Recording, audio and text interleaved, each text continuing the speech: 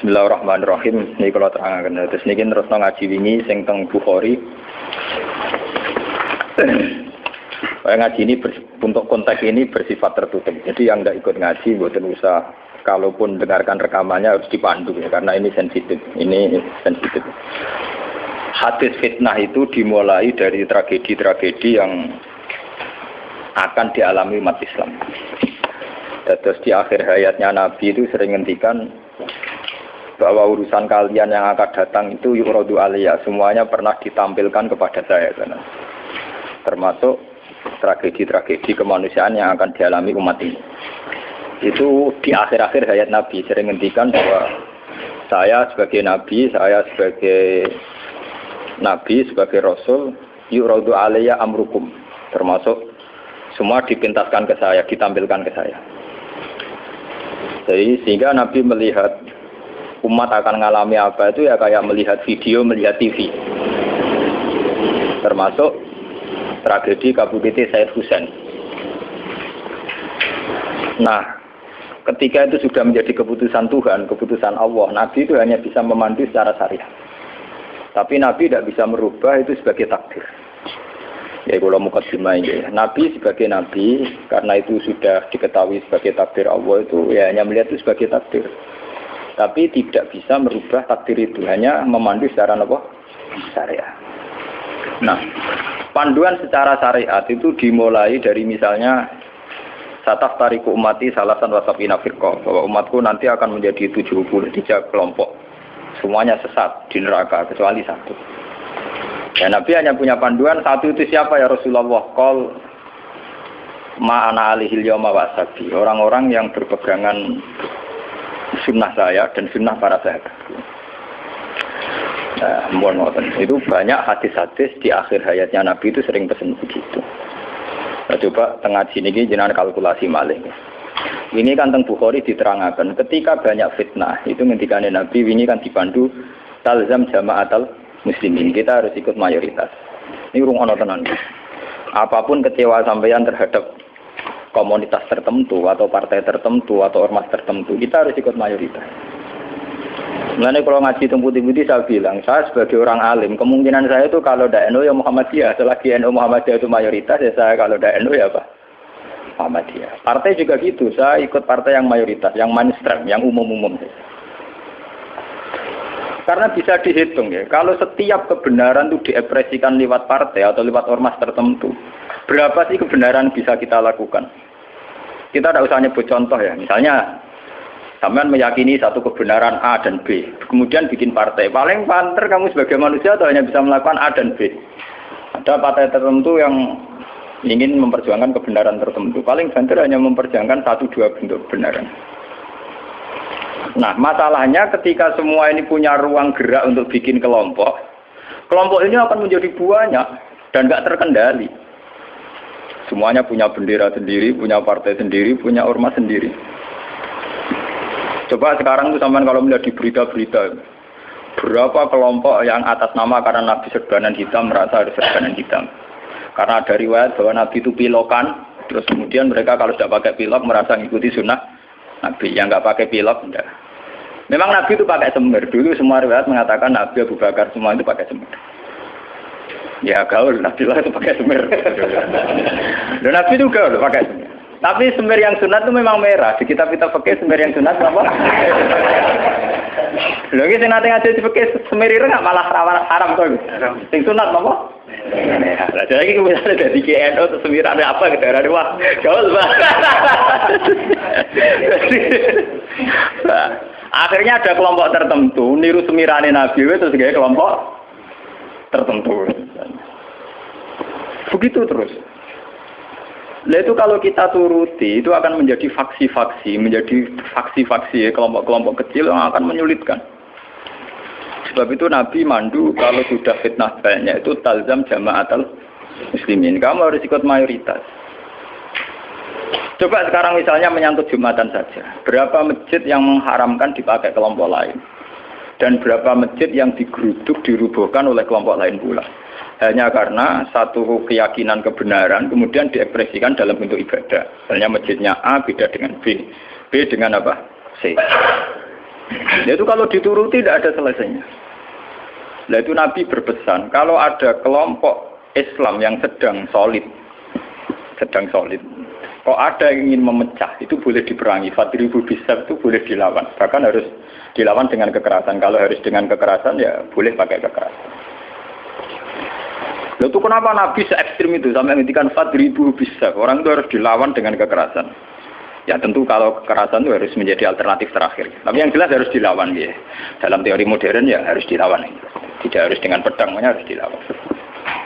Kita punya sejarah dulu ya. Kayak dulu ketika mainstream Islam di Indonesia itu mengikuti pola NU atau Muhammadiyah. Dulu kita punya LDII.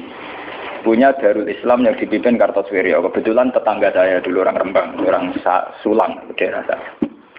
Kemudian ada gerakan Aceh Merdeka. Kemudian ada Junduwo. Ada kelompok-kelompok yang karena terinspirasi oleh Islam, termasuk kelompok bom bunuh diri dan sebagainya. Kemudian mereka menjadi firqah hanya karena meyakini satu dua kebenaran yang ingin diperjuangkan. Tapi kelompok ini kan tidak mayoritas terus risikonya kan kurang komunikasi, kurang konsultasi, kurang silaturahim dengan kelompok lain. Nah itu repot. Sehingga kayak di Mekah ada Wahabi, di Mesir ada Ikhwanul Muslimin, di Palestina sendiri ada Hamas, ada Al-Fatah, di Syria ada Amal Syiah, ada Syiah Imamiyah. Di Indonesia sendiri semenjak era kebebasan, beberapa front-front ya banyak sekali. Semuanya mengatasnamakan apa? Islam. Memang kita terima kasih dalam hal tertentu yang diperjuangkan. Kita fair, terima kasih. Tapi bahwa kemudian saat kelompok itu melawan mayoritas mainstream Islam di Indonesia kayak NU Muhammadiyah, itu mereka punya semangat itu baru berapa hari. NU Muhammadiyah merawat Islam di Indonesia itu sudah puluhan tahun.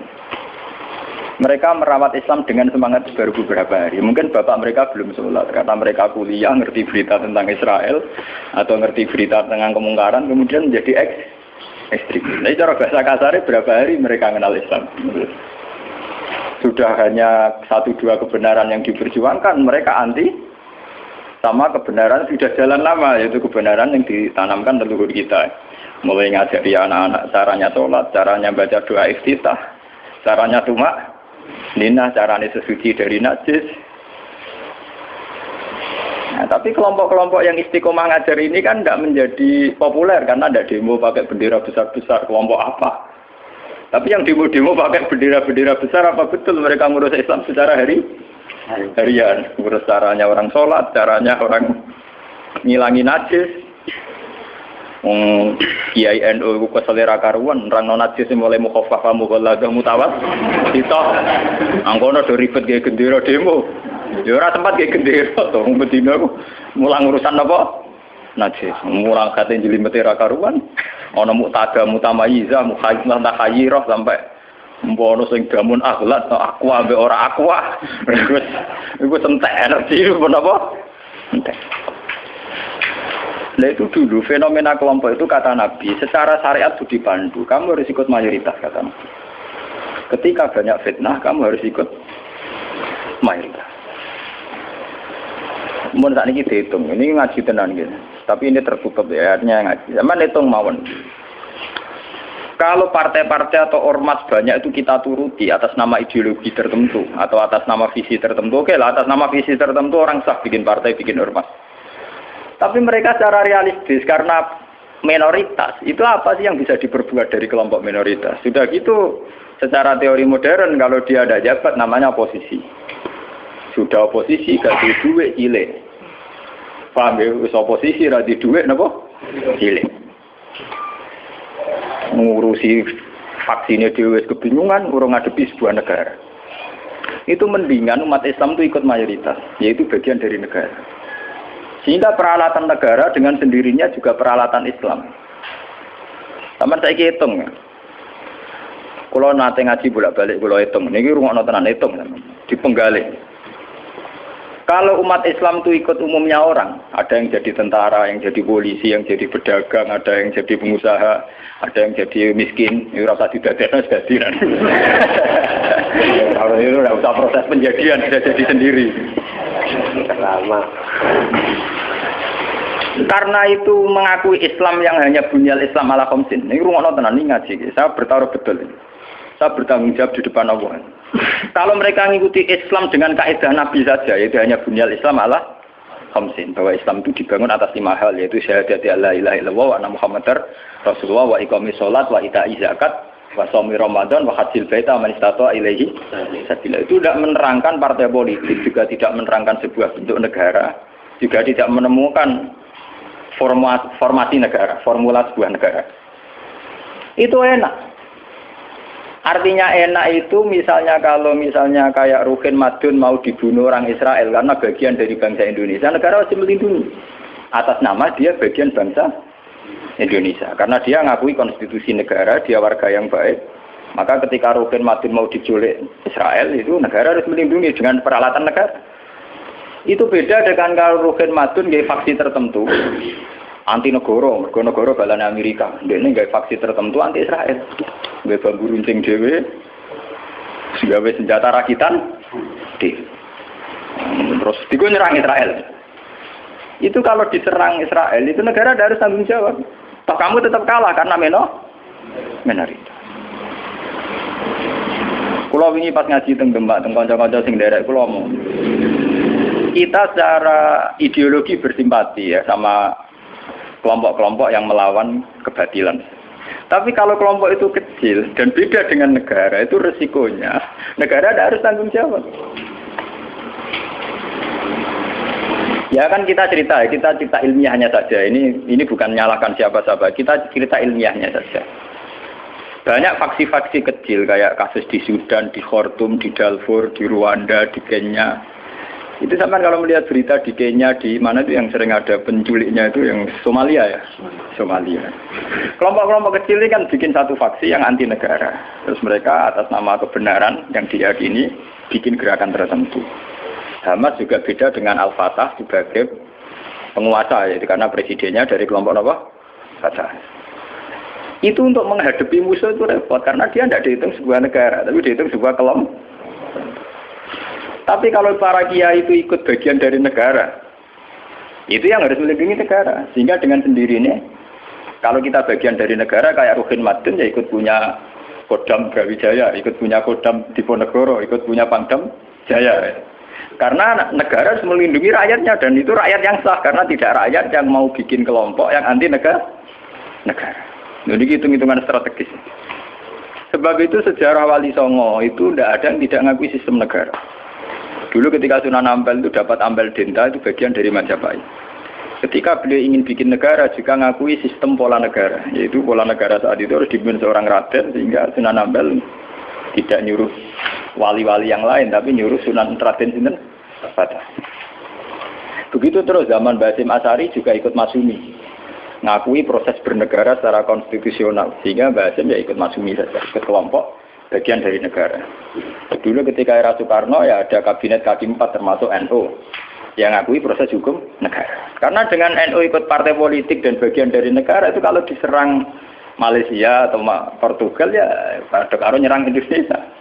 Itu beda dengan kita misalnya kecewa sama negara terus bikin kelompok tertentu yang anti negara. Itu kalau kelompok lain nyerang ya kamu sebagai kelompok bukan sebagai negara. Dan itu risikonya tinggi. Artinya secara syariat itu Nabi benar ketika memandu talzam jama'atul muslimin. Kamu ikut kelompok mayoritas orang Islam, tidak orang mukmin. Muslimin itu lebih preman. Muslim itu ya preman mlebu, gento ya napa? Mlebu, ngomongnya sing kaya kula ora pati gento malah mlebu. Lho nggih karena aturan Islam, kalau dalam terminologi agama, muslim itu kelasnya itu paling rendah, paling umum. Karena kelas pertama itu Islam, terus iman, terus ihsan. Makanya di Quran itu qalatil a'rabu amanna.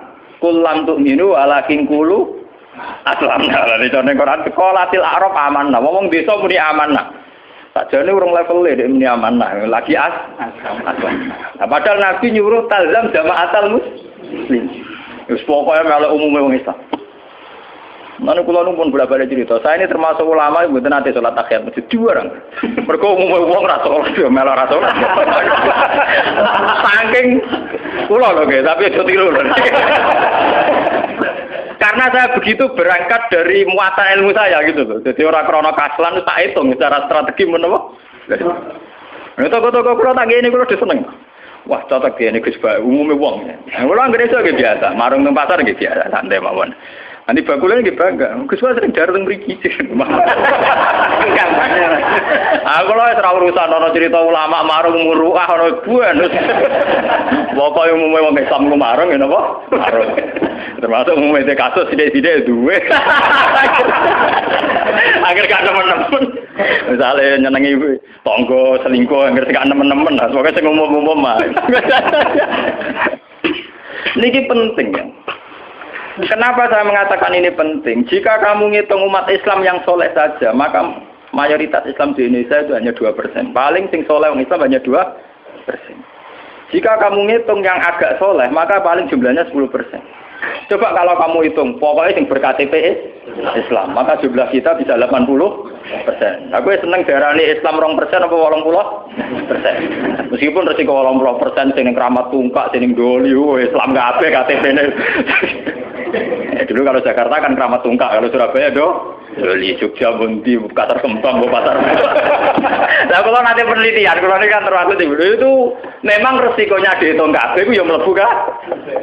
Tapi kamu bisa 80%. Sehingga karena jumlah mayoritas 80% dengan ngitung WTS, lonte, gento dan sebagainya, itu tetap menjadi mainstream. Presiden harus Islam karena dihitung 80%. Coba kamu nuruti kesalahan sepihak, maka Islam jumlahnya hanya 2%. Maka berarti presiden cek kafir, cek Kristen nggak masalah karena jumlah umat Islam itu mau orang persen. Ya bu anggap Islam ra penting, Islam ra kanggo mergo WTS. Ya, tapi akhirnya gara-gara rabu itu jumlah orang Islam mau 5%. Resikonya di presiden Kristen itu masalah karena mau dihitung. Coba kalau kamu tetap hitung semua, itu tetap 80%. Akhirnya kita tegak sebagai mayoritas. Remang samu madun Islam mayoritas sudah ditopang Islam BTS maling dan sebagainya. Bedene kiai lah. Kita berdiri tegak sebagai mayoritas itu ditopang Islam sing dualan sing gubendo-gendo. Dari sapa kita tegak sendiri? Sebab itu Nabi memandu, kalau kelompok sudah bulat, itu tetap kita ikut mayoritas. Talzam jama'atan muslimin. Itu ngaji kita. Makanya wa huwa mustami'un. Kita masih sepakat bahwa Islam itu harus jalannya bunyal Islam ala khamsin. Kita mengikuti panduan hadis sahih bahwa Islam hanya bunyal Islam ala khamsin. Yang namanya Islam itu ya hanya syahadat, sholat, zakat, puasa dan haji. Titik. Nah, bahwa ini cerita ilmu sosiologi. Bahwa kita ingin punya presiden Islam, bupati Islam, gubernur Islam, itu bawaan psikologi mayoritas. Ini gue eling-eling, bukan ideologi Islam. Saya sebagai ulama bertanggung jawab terhadap mazhab ini. Kita ingin presiden Islam, bupati, gubernur Islam, legislator Islam, itu bawaan kita sebagai mayoritas. Karena kita sebagai mayoritas, tentu presidennya dari kelompok mayoritas, yaitu Islam. Andai kan Islam kita itu di NTT, andai kan Islam kamu itu di Ambon atau di Bali, kamu tidak akan, misalnya Madun sekarang di Bantul, tersinggung ketika bupatinya ada Islam. Coba kalau kamu ditekdir jadi orang NTT, paling bupati ini Kristen, yang penting nggak ngebangun masjid. Misalnya Mustafa begini, hidup di Amerika, dia paling pikirannya kan, dia tidak mensyaratkan presiden Islam, ya orang nyarat gubernur Islam, yang penting nggak ngusir wong Islam. Tapi saat dia Bantul karena mayoritas, dia mensyaratkan bupatinya. Nah, itu bukti bahwa keinginan kita punya bupati gubernur Islam itu bawaan psikologi mayoritas, bukan bawaan ideologi Islam. Kalau Islam ya hanya bunyal Islam ala khamsin. Bangunan Islam ya hanya 5 itu. Bangunan iman ya hanya 6 itu. Paham ya? Nah, sama nggak usah teruskan. Kalau gitu partai politik Islam penting dan itu sensitif, nak takut ngono sensitif. Mau balik-balik ngaji ini sensitif. Senengane kok takut sing sensitif. Takut sing umum-umum wae. Misalnya takut sing umum, lha penake piye Gus wong Islam? Ya duwe uraan sithik-sithik, nak dosa di sepuro pangeran. Wong di duwe ora dosa to, tapi mesti di sepuro pangeran. Tapi niki ngaji, ini penting ngaji. Jadi ngaji yang kemarin kan jelas ya, ketika banyak fitnah, banyak tragedi, pesan Nabi napa talzam jama'atan. Itu dalam sebuah hadis ada yang lebih ekstrim lagi. Nabi ngendikan waman sadda finnar. Siapa yang ingin bikin kelompok sendiri, merasa benar sendiri, maka waman sadza finnar. Dia akan masuk neraka. Itu artinya pentingnya sebuah mayoritas. Karena mayoritas ini penting, kita akan ikut sesuai umumnya orang. Karena warahmati wasiat kullasya. Kalau kita ngaji secara tasawuf, ya warahmati wasiat kullasya. Kulo sering ngaji teng santri-santri. Kulo ada sing ngaji mek kulo nganti nangis. Kulo critani. Kulo niku ulama. Kulo sering numpak mobil pribadi, sering ngebis gitu. Ketemu preman sering kulo sering lunga dhewean. Tak critani. Kita ini sebagai mukmin kan meyakini warahmati wasiat kullasya. Rahmatnya Allah itu ada di mana-mana dan lewat siapa saja. Kalau kita misalnya jadi kiai, wah sementing ngurusi santri. Terus lunga dhewean kecelakaan. Wong sing ning dalan-dalan rata-rata wong fasik. Sing sering memberi pertolongan dini nek ana kecelakaan ning dalan-dalan ya wong ning dalan-dalan. Ora ngarah Pak Kiai.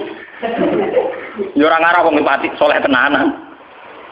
Tapi ternyata Allah membuat orang di jalan-jalan hikmahnya banyak. Mereka adalah orang-orang yang sering melakukan pertolongan dini saat ada kecelakaan. Mereka adalah orang-orang gara-gara ning dalan-dalan ana kesasar takok alamat ditakoki. Kowe tahu di ganjaran zona alamat wong kesasar. Mergo kita ora tahu ning dalan. Tapi ternyata rahmati Allah dilibatno wong ning dalan-dalan. Kita lunga ning ndi karo alamate takok orang yang di jalan. Kita harus iman karo rahmati wasiat kullah. Rahmatnya Allah di mana-mana. Nanti kalau be ulama lagi biasa teng terminal, ketemu macam-macam gitu biasa. Cara kula nggih biasa, tak mau coba rahmati wasiat napa? Kula biasa ngono. Ya artinya ya kita harus iman. Dan saat kita meyakini mayoritas bahwa rahmatnya Allah Taala itu mayoritas, Islam juga mayoritas. Kita merasa saat di pondok ya kumpul wong Islam, saat di terminal kumpul wong Islam, ning dalan kumpul wong Islam. Coba kalau kamu pakai eksklusif. Wong terminal begitu cabur itu fasik kabeh. Bareng ngono buta ngising di WC wong fasik wong bayar. Kok dalili, nulung wong kok bayar fasik. Nah, kowe malah ra iso ngising kan. Fasik ka Allah, penting nyediakno WC kena bengi. Di bang soleh ra di fasilitas. Fasik ka Allah. Ini contoh-contoh betapa eksklusisme, satu perasaan eksklusif itu menyesatkan. Allah sendiri terbuka rahmati wasiat kullasya. Lah kullasya ini lebih dekat mayoritas apa minoritas? Lebih dekat teori apa? Mayoritas. Nah, makanya saat ini kita ngaji nih bahwa panduan Nabi untuk mengikuti mayoritas itu secara syariat memang sudah benar dan setelah teori rasional teknis juga sudah benar. Cuma kan saya harus menyampaikan ini lewat ngaji bahwa ini bukan akal-akalannya Gus Bah. Memang ada di kitab yang diyakini sahih, yaitu ini kitab Muslim. Muslim itu dua kitab, yang satu paket dengan Bukhari napa? Muslim. Dua kitab yang diyakini sahih setelah kitab buah. Ya, dalam keyakinan mayoritas orang Islam setelah kitab buah adalah kitab Bukhari napa? Muslim. Dan lewat kitab sahih ini sampean tahu bahwa panduan mengikuti mayoritas adalah panduannya Nabi. Paham ya? Panduannya sinten? Nabi. Mulane iki ngalim-ngalim Jawa juara bejoban. Umume wong nganggo hem. Ini biasa umum wong. Karena mereka tahu betul pentingnya mayoritas, pentingnya tradisi mayoritas. Mereka jarang orang-orang alim memaksakan jubahan, maksudnya paling kadang-kadang pas Jumatan ben macam, tapi ini kemauan ya wong tertentu jubarang wong alim. Nah rapati ngalim kata, tapi jubarang pun amat terus. Wong alim-alim kaliber mesti biasa-biasa wae. Panak. Ada terkuat ya tenan. Sing umum-umum mawon. Mohon kalau terusaken saniki. Lah ketika kebenaran itu ternyata tidak sesuai dengan perilaku pejabat atau perilaku sebuah pemerintahan itu kayak apa? Nah ini terus babu wujubil ingkar alal umara fima yukhalifu syar'a wa tarki qitalihim ma sallallahu wa nahwi dzalik. Ini panduan bagaimana ketika kebenaran itu benturan dengan pejabat-pejabat yang korup, yang salah, dengan hukum-hukum pemerintahan yang salah, itu gimana? Ini langsung kalau baca hadisnya. Bahwa saat demikian kita wajib ingkar tapi tidak harus perang. Ini kalau baca. Haddatsana Haddad bin Khalid, haddatsana Hammam bin Yahya, haddatsana Qatadah anil Hasan, Ad-Dubbah bin Mihsan, an Ummi Salamah, anna Rasulullah sallallahu alaihi wasallam. Saat aku nu umara fa ta'rifu wa tungkirun. Faman arafa bari'a wa man angkara salima. walakin man radiya wa taba. Qalu afala nuqatiluhum qala la ma sallallahu. Ini panduan saat kita sebagai orang soleh ngadepi pejabat-pejabat yang nakal misalnya. Saat aku nu bakal ana sapa umara, pira-pira pemimpin, pira-pira amir, pira-pira pemimpin. Wis pemimpin iki iso pejabat, iso pemimpin kultural, pemimpin ormas, wae pemimpin umara jamu amir. Fatarifuna mongko kenal sira kabeh tapi watung kiruna lan ingkar sira kabeh. Kowe iso kenal tapi ya ingkar karena ya mungkin perilakune sing enggak bener. Faman arafa bari. Faman mongko te sapane wong arafa gelem kenal sapa man bari ya mongko bebas sapa man. Maksudnya kenal yo terus iso milah-milah mana yang baik mana yang buruk. Waman te sapane wong angkara iku ingkar sapa man salima mongko slamet sapa man. Kowe ra kenal bupati atau gubernur atau pejabat sing korup sing nakal. Iku sing ingkar selamat. Lah sing ra selamat sapa? Melane mati korupsine niku. Walakin man radiya wa walakin man radiya tetapi nek sing ra selamat yo ridho cocok wa taba ya anut wah cocok entan. Mergo untuk bagi bagian. Satu rumah ono tuh biasa wae. Biasa wae perkara ngene ae. Walakin man radiya napa? Fataba. Lah ini antike Nabi, beliau yaitu tadi ikut mayoritas. Nabi ditanya, "Qalu ketika kita melihat pejabat yang mungkar, yang enggak bener, afala nuqatiluhum? Ana ta ora merangi kita hum ing umar? Napa boten diperangi mawon ya Rasulullah? Kudeta mawon." Kala dawuh sapa Nabi, "La ojo." La ojo. Masallahu selagine mereka ijek salat. Ini menunjukkan bahwa ini loh, ini hadis sahih bahwa ajaran Nabi untuk melihat kemungkaran itu tidak ada yang ajarannya itu disuruh revolusi pakai kudeta itu tidak. Apalah nuqatiluhum jawab Nabi napa? Lah jangan. Apa tidak kita perangi ya Rasulullah? Jawab Nabi napa? Jangan. Tapi antike Nabi itu hanya punya syarat satu, lama sholat selagi pejabat-pejabat itu masih sholat. Ini ngaji kelas tinggi, amun salah paham. Kenapa Nabi hanya minta syarat satu sholat? Bagi seorang Nabi, selagi dunia ini masih ada orang sujud kepada Allah, masih menjaga konstitusi agama yang berupa sholat, yang disembah masih Allah, itu masih normal. Mungkin pejabat itu punya kesalahan, dia korupsi, dia menggenjot rakyat, dia apa. Tapi selagi dia sholat, kata Nabi itu tidak boleh revolusi. Nah itu kan menjadi misteri. Apa kira-kira alasannya Nabi kok hanya bersyarat lama sholat selagi masih sholat? Kemungkinannya dua. Kemungkinan secara teori ulama lagi. Secara teori ulama, kalau ulang lagi, ini sudah di luar teori sosiologi, teori demokrasi masalahnya. Ini harus pakai teori ulama. Kalau teori demokrasi kan kalau mayoritas protes dan sah secara pemilu ya sah dia jabat. Yang minoritas menjadi oposisi. Kalau dalam teori demokrasi kan gitu. Cuma kelemahannya teori demokrasi kan kalau satu Indonesia maling semua terus partai maling mayoritas ya yang jabat harus maling. Makanya kalau ingin BTS itu supaya legal, Indonesia jadi BTS bikin partai lonte itu kalau menang ya jabat. Karena yang dipakai demokrasi adalah suara terbanyak. Loh iya resikonya demokrasi kan suara terbanyak harus dilegalkan mimpin kan. Kalau terbanyak gendut semua ya harus. Makanya preman kemarin kalah sama jenderal kan dia kurang solid, dia harusnya orang jadi preman dulu semua. Bikin partai preman kalau mayoritas ya harus jabat. Nah ini saya bicara tentang teori ulama. Kenapa Nabi mensyaratkan jangan kamu revolusi, jangan kamu kudeta selagi mereka masih sholat. Bagi seorang nabi, bagi seorang ulama, bagi seorang wali, selagi makhluk yang di dunia ini masih bertautan dengan langit, bertautan dengan Allah, berhubungan dengan Tuhan itu masih dianggap normal. Masih dianggap apa? Normal. Bukan benar loh ya, normal. Karena ya wa ma khalaqtul jinna wal insa illa liya'budun. Makanya caranya harus sholat. Karena masih normal. Artinya seorang nabi itu tidak jagal-jagal amat ketika seorang yang nakal itu masih sholat. Seorang yang zina masih sholat. Karena masih sholat itu artinya masih ngaku eksistensi Tuhan. Artinya dia masih ngaku eksistensi apa? Tuhan. Kalau sudah fasik tidak sholat itu sudah tidak ngaku eksistensi Tuhan. Dia bisa keceluk komunis atau ateis atau apa saja. Lebih parah lagi. Itu kenapa sirinya, kenapa dosa syirik begitu tidak diampuni, dianggap dosa terbesar karena memungkiri eksistensi apa? Tuhan. Selagi orang masih sholat itu ngaku eksistensi Tuhan. Ya zaman saya ingin pikir ya. Nah, tapi korupsi kan menyengsarakan rakyat. Korupsi itu menyengsarakan rakyat dalam konteks rakyat yang nggak punya ketahanan. Karena misalnya APBD dikorupsi bupati sehingga tidak ada pembangunan Bantul atau Sleman atau negara mana saja. Paling banter sarana umum yang terbengkalai. Tapi masyarakat yang punya ketahanan hidup secara baik, dia punya pertanian yang baik, punya perdagangan yang baik. Itu pejabat korupsi hanya dia dosa saja dengan Tuhan karena rakyatnya punya ketahanan sendiri.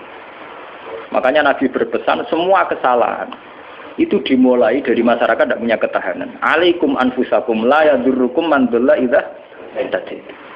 Kalau kita sudah miskin, pejabatnya korup, kita tambah miskin karena kita kayanya menggantung kebijakan negara. Misalnya lewat BLT, lewat sarana umum, lewat pekerjaan massal. Tapi kalau kita sudah kaya, pejabat korupsi itu hanya salahnya dia dengan negara. Tidak punya akibat ke kita karena kita sudah kuat. Jadi ya, pejabat korupsi salah, sama dengan salah. Tapi jangan katakan bahwa korupsi sumber segala bencana. Enggak. Sumber segala bencana adalah saat individu cara hidup tidak sehat, cara berekonomi tidak sehat. Ingat itu, dalam aturan Islam kullukum ra'in, bahwa kalian pemimpin pada diri sendiri.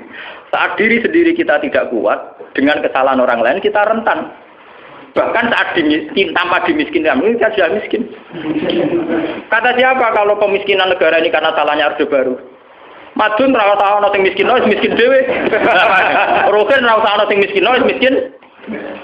Idam Samawi ra usah dolim ning rugen wis kere. Berarti kekerean ini bukan kesalahan kebijakan pemerintah. Kesalahan SDM kita kan. Memang pemerintah ikut memperparah pejabat, tapi jangan katakan begitu. Wis kali-kali nyalahno awake dhewe kok. Kita ini tanpa dimiskinkan orang sudah miskin. Tanpa didolimi orang sudah terdolimi oleh perilaku kita sendiri, oleh pilihan hidup kita sendiri. Yang orang sana sing melarat kok melarat. Nanti dari kaca kula, wah aku bar mergawe modal sak mungkin bangkrut, kowe bangkrut bar modal, aku sedurunge bangkrut. Kira iku wis bawaan. Wah, kira lateng. Nih, artinya kira-kira kita ini adikan pejabatnya wis hasil, iku yo tetep kere. Jadi Bupati Bantul, Cek Sleman, Cek Diae, ora korupsi lah, sing kere tetep kere. Wah repot, kami nyalahkan sopo. Tugale sistem pendidikan nasional dirubah nganti ngelu mendiknas ya. Wong dasare SDM rendah atau sinau tetep bento. Sebelum ada paket-paket UNAS ya wis do bento. Bentone ora salah pemerintah, ora gelem belajar. Apa susah ae sih ora usah sekolah belajar dhewe maca-maca buku tak apa. Jadi kita ini kan bodoh sedurunge dibodhokno, melarat sedurunge dimelarat. Makanya Nabi itu tidak begitu fanatik dengan aturan-aturan sosial. Nabi sebagai Nabi hanya punya pesan lama sholat, selagi masih sholat. Selagi di alam raya ini masih ada orang yang mentautkan, yang mengkaitkan hubungan hidup di dunia ini dengan Allah, dengan Tuhan itu masih normal. Oleh Nabi dianggap masih normal.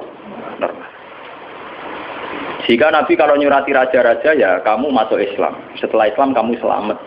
Itu Nabi tidak ada syarat bahwa kamu harus menjadi rakyat saya, pengikut saya itu enggak. Karena ya seorang Nabi itu hanya butuh supaya dia manusia di alam raya ini punya tautan, punya hubungan dengan hukum Tuhan. Makanya Nabi ngendikan lama sholat, selagi masih sholat. Itu kemungkinan pertama. Kemungkinan kedua, Nabi masih berharap dengan sholat itu, kalaupun dia nakal, tidak nakal-nakal amat. Tidak mungkin seorang yang sholat istiqomah, kemudian nakalnya nakal-nakal amat. Karena tidak mungkin dengan kekuatan sholat itu kemudian menjadikan perzinaan menjadi kebutuhan. Menjadikan minum menjadi kebutuhan. Paling aksiden. Kelebihannya orang sholat, kalaupun dia zina itu aksiden. Gak kuat ngempet, kecelakaan. Apa nyabu, gak kuat ngempet, kecelakaan. Dia tidak akan menjadikan kecelakaan atau kesalahan kayak zina minum sebagai kebutuhan. Itu beda dengan orang yang tidak beragama. Bisa menjadikan fisik kebutuhan, minum kebutuhan, nyabu kebutuhan. Kelebihannya agama adalah sebuah kesalahan itu hanya aksiden, kecelakaan, kepleset. Mulanya dalam bahasa tasawuf darani kepleset. Dia berkomitmen anti zina cuma karena sebagai manusia tahu kepleset zina. Dia anti narkoba, kepleset narkoba. Dia tetap anti kemungkaran sebagai manusia kepleset di kemungkaran.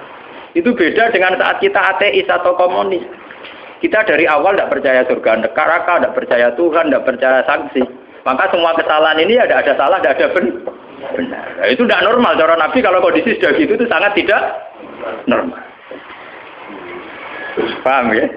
Makanya harus dibedakan kesalahan yang menjadi kebutuhan dengan kesalahan menjadi aksiden, hanya kecelakaan. Ya kayak Rokan sebagai sufi ya bukan merem, tapi sebagai uang ya kadang kecelakaan dulu orang ayu. Tapi dia yakin itu dosa, yakin dan ya istighfar. Itu kelebihannya agama kan gitu. Orang ya di ruang salah tapi balik meneh, salah balik meneh. Makanya bahasanya orang agama itu kan munib, orang yang mudah kembali. Ya karena kesasar barang mulai meneh. Jadinya munib, rojak. Agama itu ya syaratnya kan gampang munib, ya mudah kembali. Bar kesasar sithik balik meneh, kesasar meneh balik meneh. Lah sing repot nak ucul tenan ya. Ora lah mun parah dah niku. Makanya Nabi hanya punya syarat salat. Maksudnya salat ya itu terus sekarang saya buka lagi kemungkinan ketiga. Salat di situ itu bisa bahasa secara personernya menyebut satu bentuk ya bentuk salat. Ada mungkin artinya itu institusi ibadah. Napa institusi napa? Ibadah. Selagi mereka masih membolehkan orang sholat atau selagi institusi agama itu masih boleh jalan. Karena kita hidup di negara macam-macam. Kalau di Indonesia presiden tidak sholat itu jelek. Coba kalau sampean warga Singapura atau sampean ditegur menjadi warga Thailand. Tentu kita sebagai muslim dipatani di Thailand hanya bersyarat yang penting pemerintahan tidak memberangus masjid.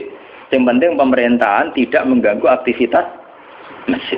Makanya masalah saja artinya selagi tidak menghalangi institusi agama yang bernama sholat. Bisa saja pejabatnya itu tidak sholat. Kayak kita misalnya ditegur dari warga Thailand atau kita warga Singapura. Mungkin PM-PM-nya tidak sholat, pejabatnya tidak sholat. Tapi masalah bagi kita saat tidak sholat melarang orang sholat. Dan tidak menjadi masalah kita saat mereka ada sholat, tapi tidak melarang institusi sholat. Paham ya? Artinya selagi masih tidak menghalang-halangi institusi agama yang bernama sholat, itu kita tidak usah revolusi. Kecuali kalau sudah menghalang-halangi sholat. Makanya di Quran diterangkan,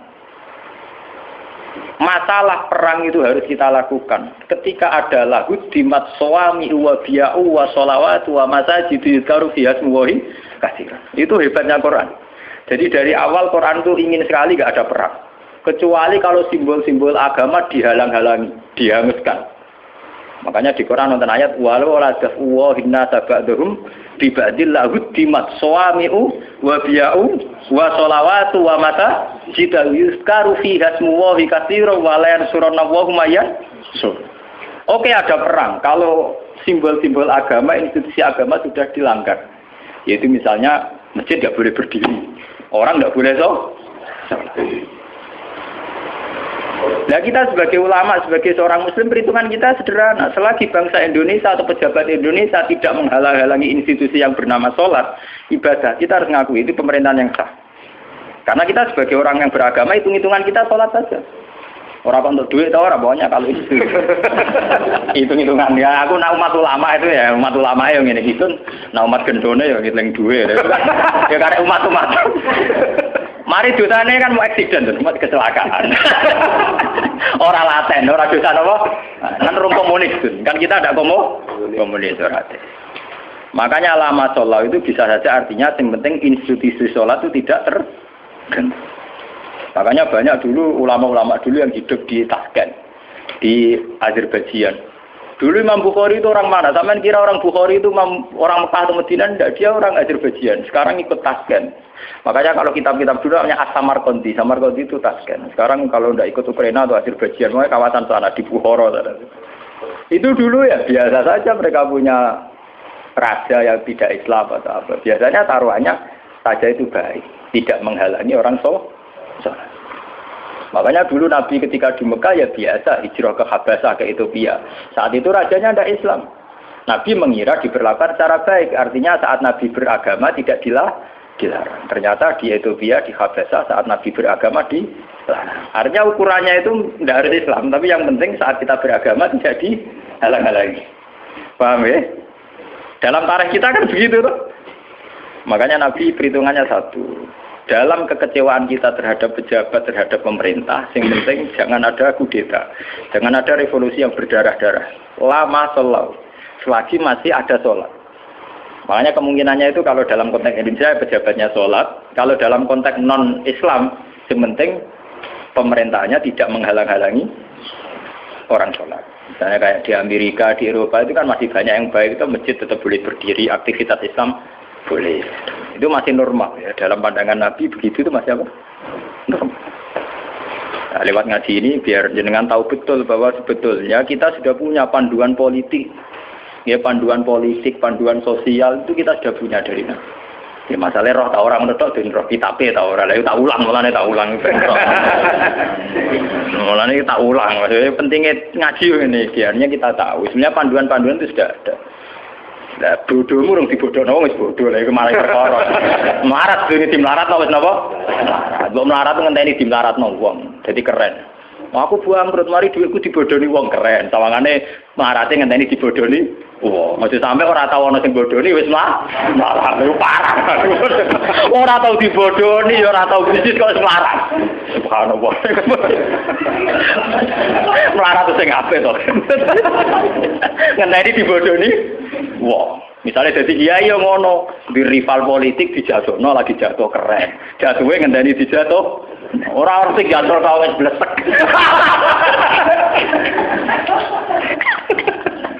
Mau ya jatuh ngenteni sing jatuhno ta kan lumayan. Sawangane ana sing dikambing hitam. Mau dise dadi kiai gara-gara disaingi ku terus ambles. Ora ono sing nyai kok wis ambles. Waduh. Mana jatuh sing terhormat, melarat sing ter. Sopan sithik urip. Jadi walakin marradhiya wa ta. Qalu padha matur sapa sahabat afala nuqatilu. Mono ta ora merangi kita hum ing Umar. Jawabe Nabi qala la gak usah revolusi, gak usah perang sallallahu alaihi salat jadi Al-Fatihah.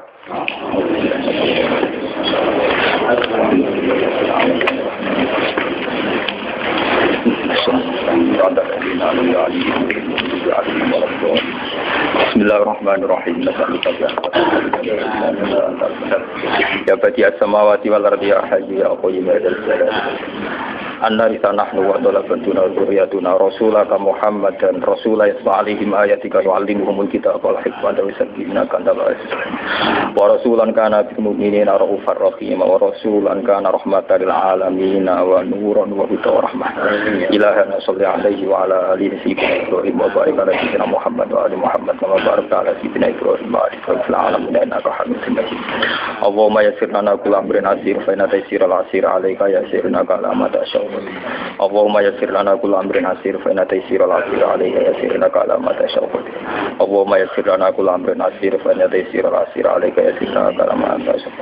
Rabbi zidna ilma rabbi zidna ilma rabbi zidna ilma warzuqna fahman ilahana anta qayyumus samawati wal ardi anta waliyuna fatirus samawati wal ardi ta'afana muslim wa lahibna bisolihin ilahana ya Allah anta somatuna wa antal haqqul mubin wa antas somatu ya Allah faj'alna farina ilaika farina bi ibadika ilaika hatta nakuna ya wa ibadan laka wa ibadan bika wa ibadan ilaika wa hatta nakuna ya Allah minal farina ilaika firaran ya Allah yuridu ridhaka firaran yatlubu maghfirataka wa ma'unaka ilahana anta qayyumus samawati wal ardi fatirus samawati wal ardi wa barik lana ya Allah fi hayatina wa mamatina wa barik ya Allah fi ta'limina wa ta'allumina wa barik fi harakatina wa sakatina hatta ya Allah nakuna mubarakan min intika wa ma'unatan min intika ya fadlan min sububi rahmatika al-faidah as-sabiqah ilahana ya rabbana atina fid dunya hasanah wa fil akhirati hasanah wa qina adzabannar sallallahu alaihi wa sallam Muhammad wa sallallahu alaihi wa sallam subhana rabbika rabbil izzati amma yasifun wa salamun alhamdulillahi rabbil alamin al-fatihah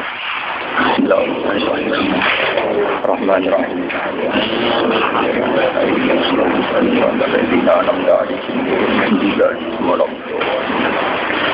Alhamdulillah